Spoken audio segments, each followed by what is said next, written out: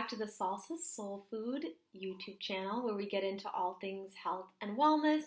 My name is Angela, and today I wanted to give you 4 tips on dealing with the skin condition perioral dermatitis, or also known as PD for short. I'll also link my podcast, the Salsa Soul Food podcast, in the description below, where I did a whole episode on this and also talk a little bit more in depth in that episode about my healing process, my diagnosis, and much more. For those who don't know or are just getting their diagnosis, perioral dermatitis is a skin rash that is around the nose and the mouth. It tends to be itchy. I describe it as kind of athlete's foot on your face, kind of like itchy, flaking, really, really gross. I'm also dealing with like a semi-flare-up right now, but I still wanted to share and create content that could be helpful for those out there, whether my skin looks good or it doesn't really matter. My first tip, I know that not everyone is gonna love this, but the first tip is to be aware of whatever you're trying, right? Whatever new lifestyle change you're trying to make or product you're trying to make to heal the skin, make sure you're doing it for at least 2 weeks to 3 months, right? Give yourself enough time to actually see the effects of what you're changing in your diet, in your skincare routine, with your stress levels. You can't just expect that overnight you're going to implement something and it's going to change, right?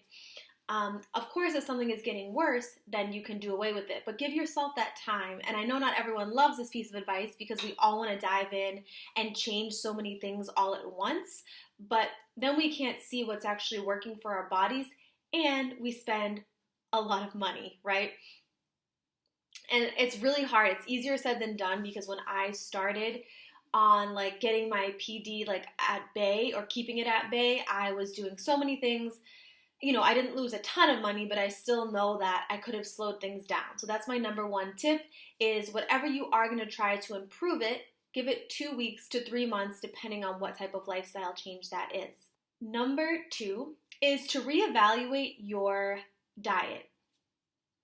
And the reason I say reevaluate is because similar to the first recommendation, I don't think it's necessary to start throwing things out of your diet, purchasing a bunch of new things, again, which can be very costly. You know, food shouldn't be that expensive, and we should really keep that in mind. And the other reason is because, again, if you eliminate things all at once, you might not actually know what is maybe triggering or rather exacerbating your diagnosis. So maybe you remove one thing because you say, okay, after I eat pasta, I feel bloated, and my skin, I start to like get little pustules or little spots, right? So you can say, I'm going to go without pasta for a week, or without gluten, or without bread, and see how that works, or for 2 weeks, or for 3 months, like I said, 2 weeks to 3 months. And that way you can actually look at it and also not become obsessive over it, because food is a part of the equation, and food is so healing and can change so much in our bodies, right? But we also have to keep in mind that PD can be due to many other factors. So don't lose sleep at night wondering what food is causing the PD, because most likely it's something that is underneath all of that, like an infection or maybe a bacterial overgrowth that could actually be the reason for your diagnosis. Again, you need to consult your medical practitioner, but that is just my experience with dealing with PD. I also recommend in that same tip to keep a journal of food, and that way you can even just see how you feel throughout the week with your current diet, and you don't have to worry about changing it. Just see how you feel, because we often just eat and don't know actually what's going on in our bodies. Number 3 is going to be less is more when it comes to beauty products and cleansing products, everything we're going to use for our face. Again, this is a very hard one for many of us to deal with, especially women who have been diagnosed, because we're used to putting so much makeup on our faces, or using many different oils or many creams, and you know, we get all this pressure and all these things thrown at us in society, and so it is hard to take those things away. And I also have friends who like love makeup and are great makeup artists, and that's also like a part of creativity and like dressing up, and I also love that as well. But if you can, try to like step back with the makeup, because with and this goes for any chronic skin condition, putting stuff on it is only going to make it worse. Again, I'm not saying that's the root cause, but just keep that in mind. And maybe that means you just use less product if you're somebody who's very dependent or loves to use makeup, I should say. Then maybe see how you can find a happy medium for yourself, or maybe find some products that are less irritable for your skin if you're noticing that certain products are making your flare up even worse. But yes, less on the beauty products. And then if you are going to get face wash or cleanser or an oil, make sure that it is a quality product. Ask others for recommendations and make sure that it just has less ingredients, or that you can also, check in with your dermatologist and see how they feel about that product as well, just to have that check-in. And the final tip is to really find moments throughout the day where you can just start to think positively about yourself and your skin. That can mean it's meditation, it can be spiritual, it can be religious, it can be whatever you want. It can be a walk, it can be dancing, it can be cooking. But just have a time when you are like reflective and not really obsessing about your skin. I really worked a lot with positive mantras and just rewriting over and over in like my journal how I felt. And what a mantra is basically me kind of trying to manifest positivity in my body and change my thoughts. Because for me, a lot of chronic skin conditions have to do with looping thoughts, and part of it is this idea that we're not good enough or we're not beautiful enough. So one of my mantras was always that having perfect skin does not make me a good person.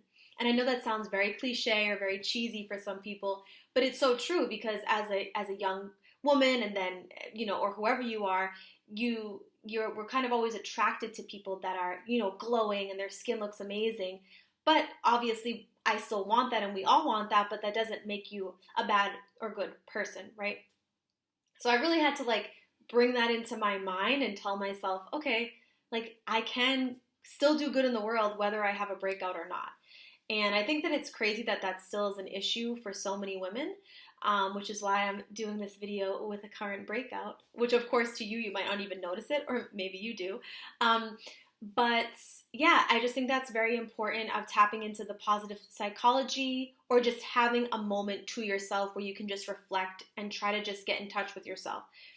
I'm not saying that everyone who's diagnosed with PD, it's because of a trauma or because you don't love yourself. That's also very extreme, because that's not everybody's case. But I just think in general, I have that feeling about skin because it's the layer that everybody sees, right? And so when something's going on inside or mentally, I think the skin is the first thing to react and to show that for many different reasons. So I'll recap those. Number 1 is whatever lifestyle choices you are going to make or implement to heal your PD, give it 2 weeks up to 3 months, depending on what it is. Number 2 is evaluating or reevaluating what you are eating and your diet, looking at what sugar is in there, gluten, other irritants, things that might be exacerbating or triggering a flare-up. Number 3 is less is more with your beauty products. Try to reduce the makeup if you can't fully eliminate it, as well as cleansers or creams, lotions, or oils. And the final recommendation, again, I just said it, try to meditate or find a time to reflect and really dive into positive thinking and getting yourself back into just loving your skin, even looking in the mirror while you're washing your face, and being intentional, because I know for a lot of times when I would wash my face, I wouldn't even look at myself because I was so dreading to see my face, and I was so embarrassed. And it's even embarrassing to say that, but I was I can't believe this, this is outrageous. And so when I started to look at my face and almost send this positive vibe to myself, I noticed that my skin was improving. Again, I was doing many different things, but I noticed that I'll go into these phases where I'll wash my face very quickly because I don't want to have to look in the mirror.